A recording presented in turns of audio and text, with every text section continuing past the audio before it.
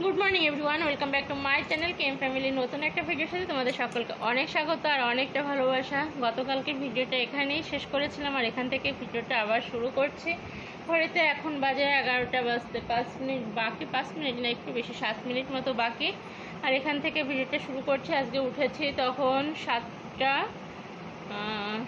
20 বাজে, এরকম ইয়ে করেছি। মেয়ের স্কুল আবার বন্ধ দিয়ে দিয়েছে। আজকে প্রচণ্ড পরিমাণে গরম, এখানে প্রায় 45 ডিগ্রি মতো তাপমাত্রা। স্কুল সরকার থেকে ছুটি ঘোষণা করে দিয়েছে বৃহস্পতিবার পর্যন্ত। তারপর দেখা যাক শনিবারে থেকে আবার ক্লাস হয় কিনা। আর হ্যাঁ, এখন থেকে ওদের আবার শনিবারেও ক্লাস হবে। শুক্র শনি দুদিন করে ছুটি ছিল, সেটা আর থাকলো না। আর গতকাল ছিল নামযজ্ঞ, আর এখানে হলো ভোগ। আর আমাদের যেহেতু মালসা দেওয়া থাকে তো সেটা আনতে যেতে হবে।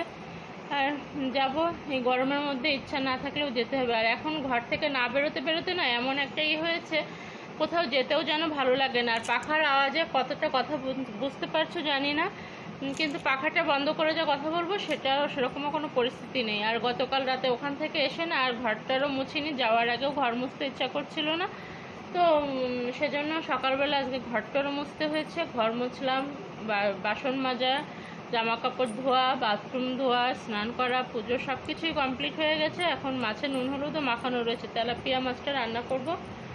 চলো, মনে হচ্ছে এখানে বসে থাকি, মনে হচ্ছে ঘুমে আমার চোখ আবার বন্ধ হয়ে আসছে, এরকম একটা অবস্থা। ঠিক আছে, চলো যাই, কাজকর্ম শুরু করি। যেটুকু পারি তোমাদের সঙ্গে শেয়ার করব, আর পরে আসছি। রান্নাঘরে এসে তাড়াতাড়ি করে রান্নাটাকে করে নিলাম। মাছের ঝোলটা হলে হয়ে যায়।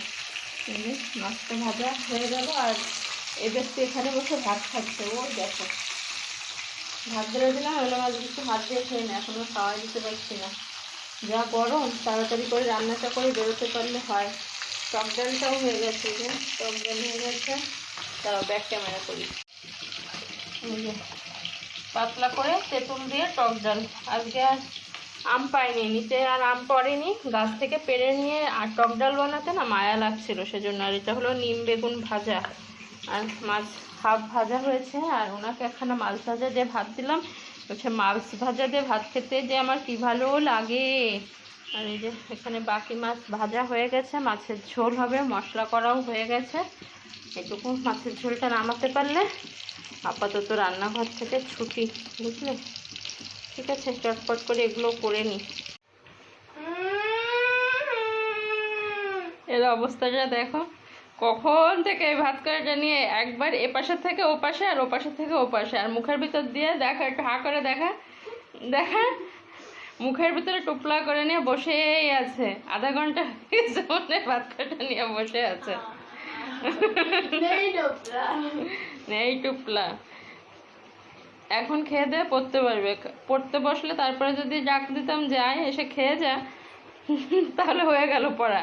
খাওয়ার পর আর পড়তে ইচ্ছা করে না, সেই জন্য উঠলে আমি বললাম ব্রাশ করে আগে খেয়ে নে, তারপর পড়তে বস। ফাঁকিবাজি।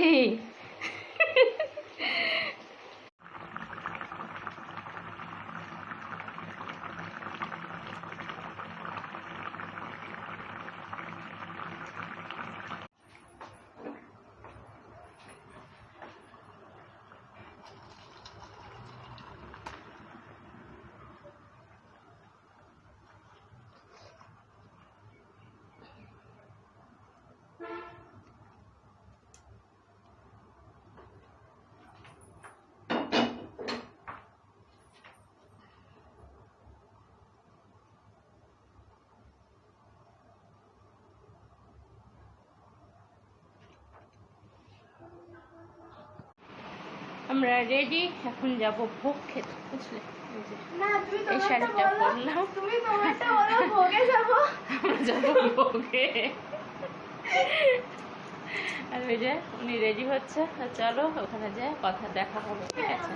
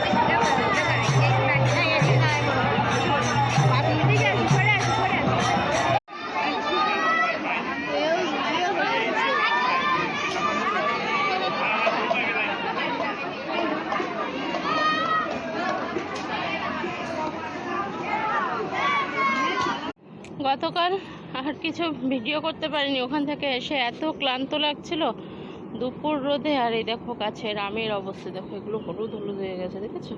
পাকেনি কিন্তু এগুলো শুকিয়ে গেছে এরকম, এ ছিঁড়ে ছিঁড়ে পড়বে।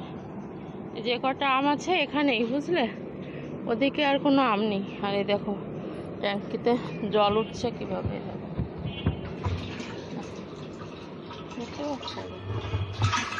ঢুকে ঢুকে ঢুকে ঢুকে জল উঠছে। এইভাবে করলে অনেকক্ষণ লেগে যাচ্ছে জলটা ভরতে।